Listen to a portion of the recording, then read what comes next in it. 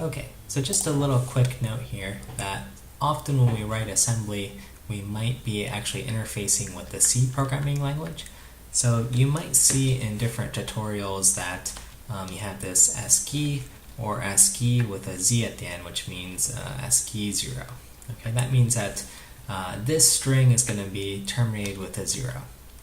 If you remember from your C programming days, C strings are null terminated, which means they effectively end with a 0 here.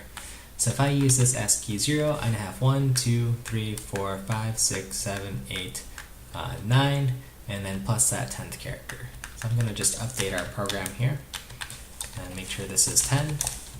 We'll rerun, recompile here, and everything's still good.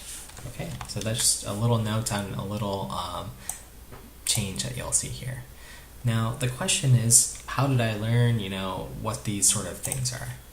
Well, I'm going to point you to one resource that I think is useful back on our website, and this is the compiler directives.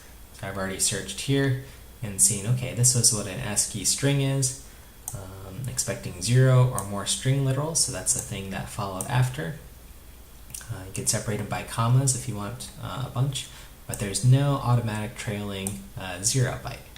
On the other hand, this ASCII string shows up here, and this has the trailing 0 byte. That'll make it more compatible with some of our other programs, if we were going to use this code with some C code, for example.